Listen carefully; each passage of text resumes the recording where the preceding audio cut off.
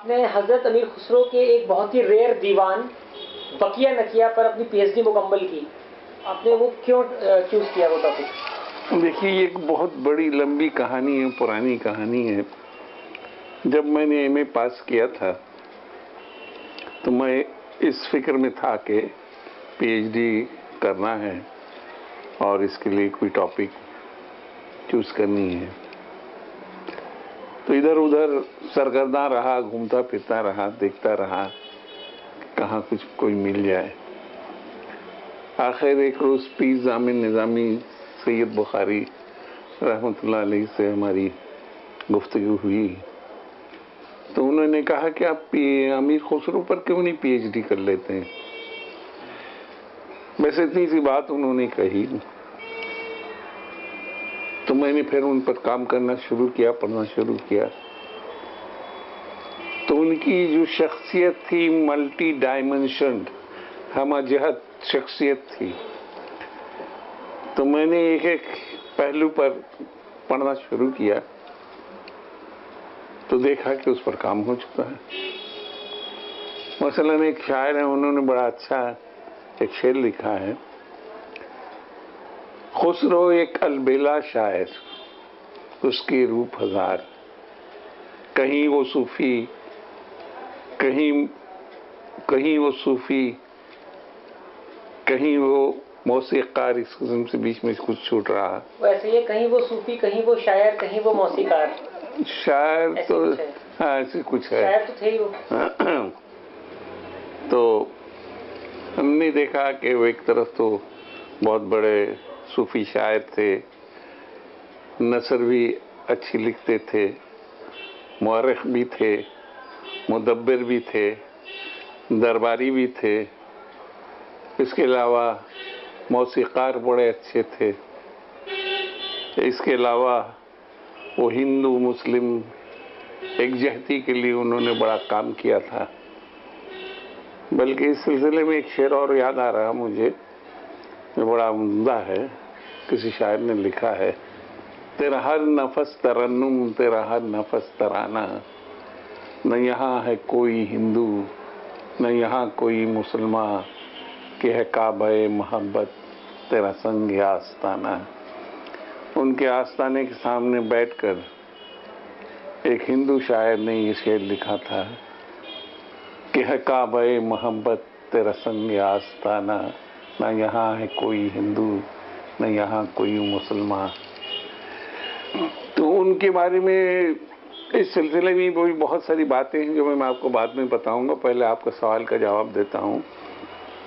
تو میں نے ان کے بہت سارے پہلوؤں پر، مورخ کی حیثیت سے، مدبر کی حیثیت سے، درباری کی حیثیت سے، موسیقار کی حیثیت سے بہت سارے کام ہم نے دیکھے ہو چکے ہیں۔ تو میں نے ان کی کتابوں کو، تصنیفات کو دیکھنا شروع کیا۔ تو تصنیفات جو آسان تھے سب کو لوگوں نے ایڈٹ کر دیا، لیکن جو بہت مشکل تصنیفات تھے اس کو کسی نے چھوا نہیں۔ جیسے ان کے 5 دواوین تھے، 5 دیوان، 5 دیوان۔ اب 5 دواوین جمع ہے دیوان کا، تو 5 دیوان کو کسی نے چھوا نہیں، اس لیے کہ اس کے ایڈٹ کرنے میں بہت ہی دقت ہے۔ ان کی زبان کو سمجھنا، ترکیبوں کو سمجھنا، پھر اس کو صحیح کرنا۔ اس زمانے کی کتابیں، آج سے 800 سال پرانی، بہت ساری تحریف و تخفیف ہو چکی ہے، اس کو صحیح لے آنا اپنی جگہ پر بہت ہی دقت آمیز کام ہے۔ تو میں نے جرأت کی، سمجھے بیوقوفی کی یا جرأت کی، کہ میں نے دیوان بقیہ نقیہ کو یہ ایڈٹ کرنے کی ذمہ داری لے لی۔ اب یہ بحر زخار، ایک سمندر جس کا کوئی کنارہ نہیں، میں جتنا پڑھتا جاتا اتنی اور باتیں سامنے آتی تھیں۔ آپ تو ریسرچ کر رہے ہیں، آپ کو معلوم ہے، میرے خیال سے کتنے سال ہوئے آپ کو؟ 15 سال ہو گئے۔ 15 سال ہو گئے، لیکن ابھی تک کنارہ پتہ نہیں چلا۔ تقریباً 7 سال تک میں تیر کر کنارے میں پہنچنا چاہتا تھا. 7 سال گزر گئے، آخر میں پہنچا اور اس کو ایڈٹ کر کے مکمل کر کے پی ایچ ڈی کے لیے میں نے دیا.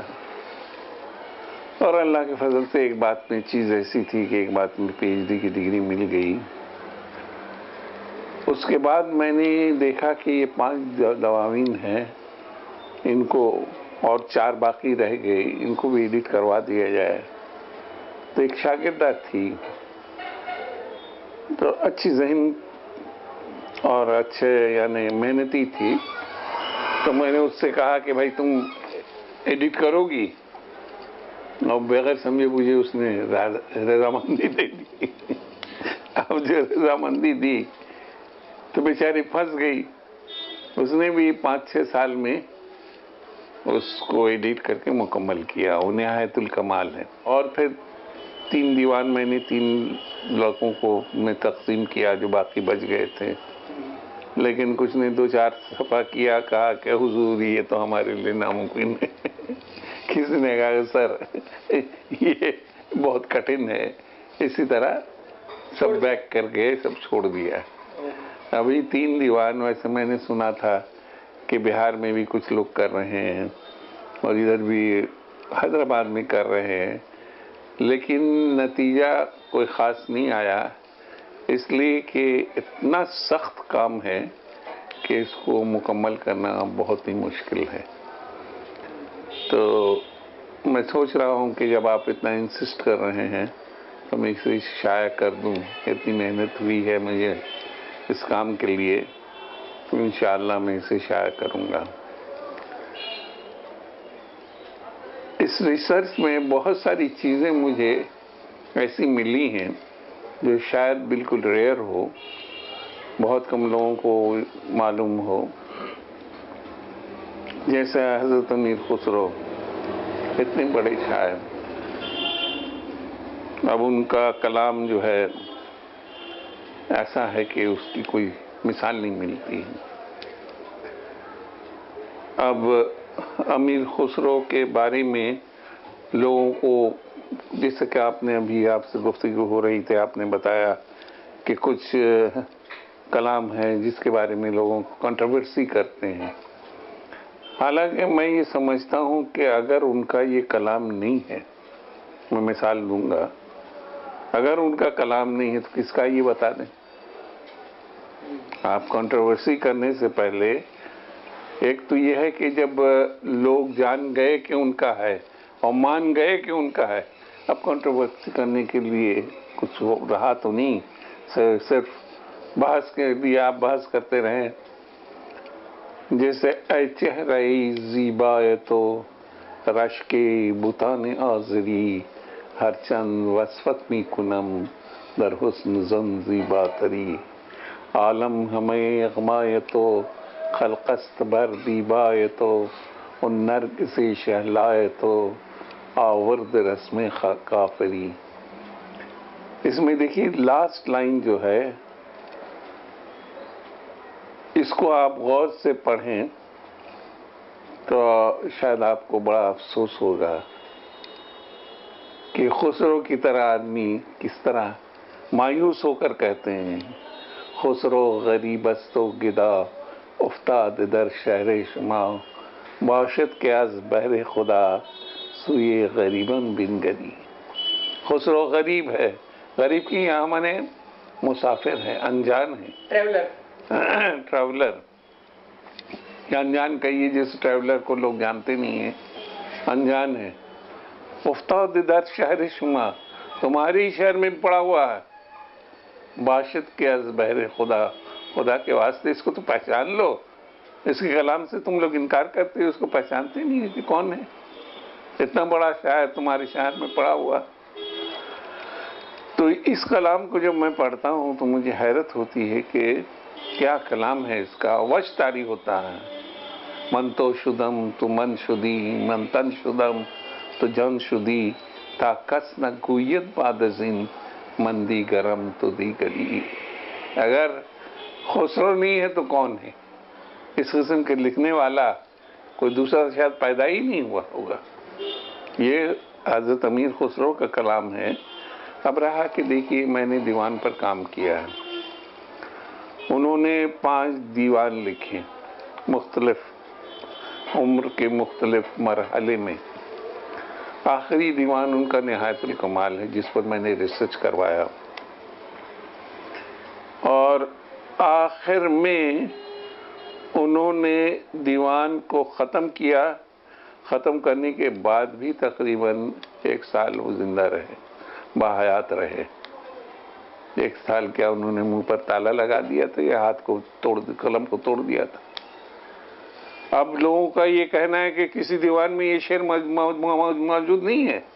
کون سا شعر؟ یہ اے چہرہ زیبا ہے، تو ٹھیک ہے موجود نہیں ہے، لیکن آخری کلام جو ہے وہ کہاں ہے؟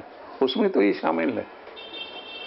آخری کلام کو، جس کو انہوں نے دیوان کی حیثیت دینے کا کہ ان کو فرصت نہیں ملی، پختگی کے حد جب پہنچ گئے تو انہوں نے ایسا کلام لکھا، اس سے پہلے کوئی اس طرح لکھ نہیں سکتا۔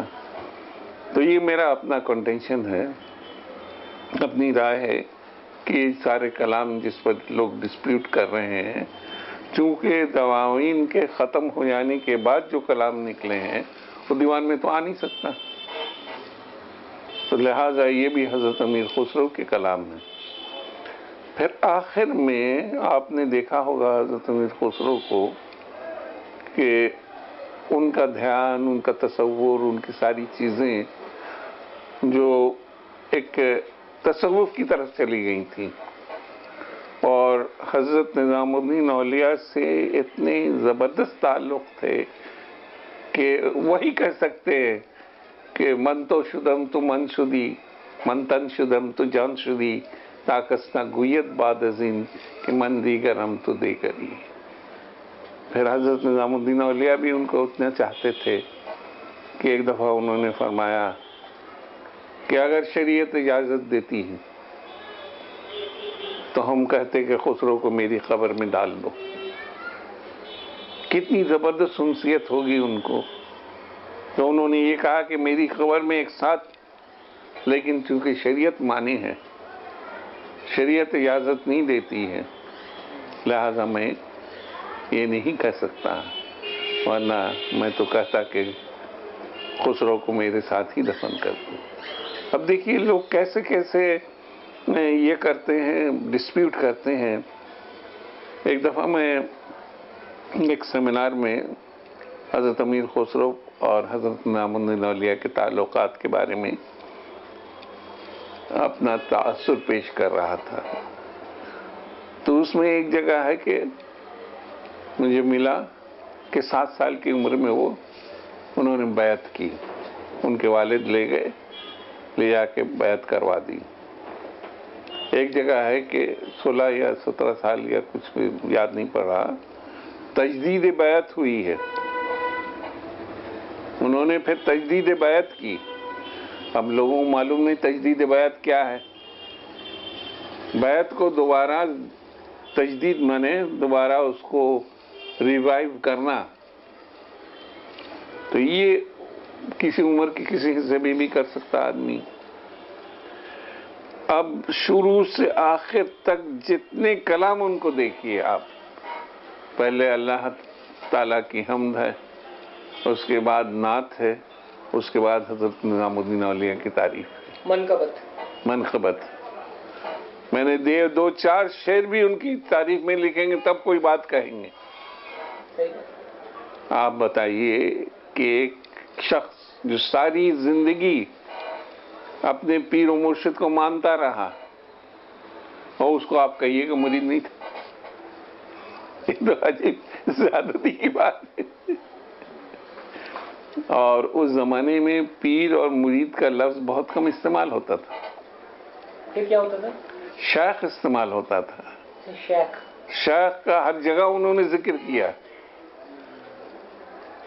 یہ تو ہمارے کیا کہا جائے، ان کے بہت بعد میں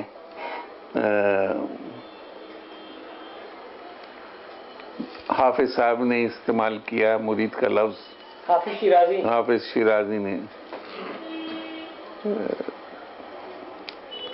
بمئی سجاد رنگی کن گرت پیرے مغن گوید کہ سالک بھی خبر نبود زراح و رسم منزل ہا. یہ پیر کا لفظ استعمال کیا ہے، پیر مرید. بمئی سجاد رنگی کن گرت پیرے مغن گوید کہ سالک بھی خبر نبود زراح و رسم منزل ہا. اب ایک بہت بڑے اسکالر، ان کا انتقال ہو گیا، نام بتانا نہیں چاہتے ہیں، انہوں نے اس سیمینار میں مجھے پکڑا کہ انہوں نے تو کہیں پیر کا لفظ استعمال نہیں کیا. حضرت امیر خسرو نہیں یا کسی نے پیر کا لفظ استعمال نہیں کیا. تو ہم نے بتایا کہ دیکھیے پیر کا لفظ استعمال بہت بعد میں شروع ہوا، اور یہ ہندوستانی لفظ ہے، یہ فارسی لفظ ہے پیر، لیکن شیخ اصل ہے. جو لفظ شیخ ہے، شیخ کے معنی مرشد، مرشد کے معنی جن کے ہاتھ میں بیعت کیا جاتا ہے ان کو پیر کہا جاتا ہے یا شیخ کہا جاتا ہے.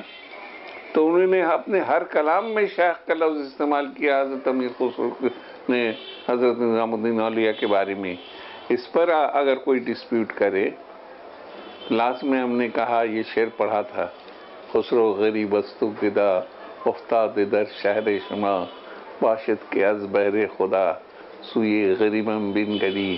وہ کہا تھا کہ آپ لوگ ذرا ان کو جاننے کی کوشش کیجئے، آپ کے شہر میں پڑے ہوئے ہیں، ان کو جانتے نہیں ہیں، الٹی سیدھی بات ان کے بارے میں کہتے ہیں. تو وہ بہت خوش ہوئے، ہم کو لپیٹ لیا اسٹیج پہ، بہت خوش ہوئے تھے. تو ہاں، یہ میں نے بہت سارے اشعار پیش کیے تھے ان کے ثابت کرنے کے لیے کہ حضرت امیر خسرو کے تھے مرید حضرت نظام الدین اولیاء کے. اور آخری جو دعویٰ ہم نے پیش کیا تھا کہ ان کا انتقال کیسے ہوا، حضرت امیر خسرو کا انتقال کیسے ہوا. انتقال ایسے ہوا کہ جب حضرت نظام الدین اولیاء کا انتقال ہوا تو بنگال آئے ہوئے ہی تھے محمد بن تغلق کے ساتھ. اور کسی نے کہا کہ غیاث الدین تغلق، لیکن میرے حساب سے محمد بن تغلق کے ساتھ بنگال میں آئے ہوئے تھے. راستے میں ان کو معلوم ہوا کہ ان کے شیخ کا انتقال ہو گیا. یہ راستے میں ان کو معلوم ہوا. اب راستے میں روتے پیٹتے، اس زمانے میں راستہ بہت طویل تھا، پیدل جانا پڑتا تھا، گھوڑے پر، اس پر. وہ تقریباً 6 مہینے کے بعد وہ حضرت نظام الدین اولیاء کے دربار میں حاضر ہوئے ہیں. تو پتہ چلا کہ ان کا مزار یہاں پر ہے. وہاں گئے، مزار کے سامنے کھڑے ہو کے انہوں نے دوہا پڑھا تھا ایک، گوری سوئے سیج پر مکھ پر ڈارے کیس، چل خسرو گھر آپ نے سانج بھئی چوندیس. یہ کہا، شعر کہا، گر پڑے، اور ان کی طبیعت اتنی خراب ہوئی کہ اس کے بعد ہی کچھ دنوں کے بعد ان کا انتقال ہو گیا. اور کچھ لوگوں کا کہنا ہے کہ وہیں انتقال ہو گیا ان کا. بہرحال ایگزیکٹ پتہ نہیں ہے، لیکن یہ جو شعر ہے گوری سوئے سیج پر مکھ پر ڈارے کیس، یہ آخری شعر جو ان کے منہ سے نکلا حضرت نظام الدین اولیاء کے انتقال کے بعد. جب وہ ان کے مزار میں پہنچے تو یہ شعر ان کے منہ سے نکلا ہوگا. اور اس کی اہمیت سے تو یہ پتہ چلتا ہے کہ کتنی انسیت تھی حضرت نظام الدین اولیاء سے حضرت امیر خسرو کی. تو ان تمام شواہد، دلائل، پروفس کے باوجود بھی اگر کوئی نہ مانے تو ان کی مرضی ہے، لیکن میں تو آپ کو تمام دلائل پیش کر رہا ہوں تاکہ آپ کو سمجھ میں آئے کہ اتنی انسیت تھی. تب آپ نے جو پہلے سوال کیا تھا بقیہ نقیہ پر، تو بقیہ نقیہ ایک بہت ہی اہم دیوان ہے ان کا. کس نظر سے؟ علاؤالدین کے دور میں علاؤالدین کے دربار میں بیٹھ کر انہوں نے اس بقیہ نقیہ کو لکھا ہے. تو اس میں میچیورٹی بہت زیادہ ہے ان کے کلام میں. دوسری بات یہ ہے حقائق کو انہوں نے پیش کرنے کی کوشش کی ہے. حقائق، حق کو انہوں نے پیش کرنے کی کوشش کی ہے جو بہت کم لوگ پیش کر پائیں گے. اسی میں ایک شعر ہے ایسا کہ علاؤالدین خلجی سے وہ کہتے ہیں کہ ہم لوگوں نے تو آپ لوگوں کو زندہ رکھا، اس کے دربار میں بیٹھ کے اس کے خلاف لکھ رہے ہیں. بہت کلیجہ رکھنے والے آدمی یا پوزیشن رکھنے والے آدمی کر سکتے ہیں. کہتے ہیں ہم تو آپ لوگوں کو زندہ رکھے ہیں، ہم اگر آپ کی تاریخ نہ لکھیں تو آپ کو کوئی یاد ہی نہیں کرے گا، لیکن آپ ہیں کہ ہم کو پیسے ٹھیک دیتے نہیں، ہمارے ٹیلنٹ کو آپ خرید لیتے ہیں لیکن نام نہیں دیتے ہیں. تو یہ ساری باتیں انہوں نے بقیہ نقیہ میں کہی ہیں جو بہت ہی امپورٹنٹ ہے. میرے خیال سے علاؤالدین کے زمانے کی بہت ساری چیزیں اجاگر ہوتی ہیں، اس زمانے کی تہذیب بھی سامنے نظر آتی ہے. تو اس لحاظ سے بقیہ نقیہ بہت اہم کتاب ہے، دیوان ہے. اور سب سے یہ بات ہے کہ انہوں نے 5 دیوان لکھے اور 5 کا دیواچہ بھی لکھا ہے. اور وہ فرسٹ ہینڈ انفارمیشن ہم لوگ کہیں گے، ان کی زبانی، ان کی کہانی، ان کی کہانی، ان کی زبانی، ان کی کافی حیات تو اسی سے تیار ہو جائے گی. لیکن وہ فارسی عام آدمی نہیں پڑھ سکتا ہے جب تک نہیں عربی اور فارسی پر عبور حاصل ہو، سمجھ نہیں سکے گا. اسی لیے لوگوں نے اس پر کام کرنا مناسب نہیں سمجھا کہ جب ان کو سمجھ ہی میں نہیں آ رہا کہ کیا لکھ رہے ہیں تو آگے کیسے بڑھیں گے. وہ کلاسیکل پرشین میں آتا ہے نا؟ بالکل کلاسیکل پرشین. ماڈرن پرشین کا دور آ گیا ہے. ماڈرن کے علاوہ کلاسیکل میں بھی وہ ایک ہندوی کہیے یا انڈین اسٹائل، انڈین اسٹائل کہیے، وہ سبق ہندی، سب کے ہندی، جس کو یہ ایرانی جو مانتے ہیں، سبق ہندی. تو اس میں عربی زیادہ ہے، فارسی کم ہے. الگ کر دیا، بہت ہی مشکل کر دیا انہوں نے. اچھا سر، یہ جو بقیہ نقیہ ہے اس کے معنی کیا ہیں؟ باقی چیزیں جو ہیں یہ ان کی باقی ہیں. دیکھیے انہوں نے ہر اسٹیج پہ، خیر تحفۃ الصغر اس وقت جوان تھے، بچے تھے، انہوں نے نہایت الکمال جو ہے ایک دم آخر میں کمال پر پہنچ چکے ہیں، عروج ایک دم عروج پہ ہیں. تو اس قسم سے انہوں نے دیوان کے نام بھی جو رکھے ہیں نا، وسط الحیات، حیات کے درمیان، غرۃ الکمال. تو یہ سب جو انہوں نے لکھے ہیں، نام جو رکھے ہیں، اس سے بھی ان کی یعنی نام سے پتہ چلے گا وسط یعنی درمیان، حیات کے درمیان، یعنی بچپن ہے، بڑھاپا ہے، دونوں کے درمیان انہوں نے لکھے ہیں. نہایت الکمال، ایک دم کمال کی نہایت پر پہنچ چکے ہیں. یہ ساری چیزیں نام ہی سے پتہ چل جاتا ہے. پہلا لکھا ہو تحفۃ الصغر، ایک بچہ ایک تحفہ پیش کر رہا، صغر مانے بچہ، تحفہ مانے تحفہ، بچہ کا تحفہ ہے، کیونکہ وہ 20 یا 25 30 سال تک کا اس میں کم عمر کا ہے. اسی طرح جس طرح وہ ڈیولپ کرتے گئے، اپنے لکھتے گئے فرینکلی. تو یہ بہت بڑی بات ہے، بڑے لوگوں کی بڑی بات ہوتی ہے. ہر ایک کے لیے ممکن نہیں ہے کہ وہ اس قسم سے فرینک یہ کرے، اعتراف کر جائے. اس کے علاوہ دیکھیے امیر خسرو کے جو آپ دیوان دیکھ رہے ہیں، کوئی بھی دیوان پرفیکٹ نہیں ہے. بازار میں جتنے دیوان ہیں سب ڈیفیکٹیو. اس میں لکھا ہوا کلیات امیر خسرو، وہ ہے ہی نہیں کلیات. کل کے معنی ساری چیزیں ہیں، لیکن اس میں کو چیدہ کہیں کہیں سے لے کے انہوں نے کر دیا. दवावीन ने पहली किताब जो निकली थी, दवावीन अनासिर अमीर खुसरो, नवल किशोर से, नवल किशोर वो भी से, नामुकम्मल है। नामुकम्मल है। उसमें that is the selection of the poems of अमीर खुसरो। मेरी अपनी राय है कि हजरत अमीर खुसरो पर काम बहुत ज़रूरी है, खुसूसन आज के दौर में। आज के दौर में जबकि इंसान में इतना फ़र्क है, आप दुनिया की तस्वीर को अपने सामने रखिए, तकरीबन मुख्तलिफ ममालिक में हंगामा है, फसाद है, खून खराबा है, एक दूसरे से नफरत है।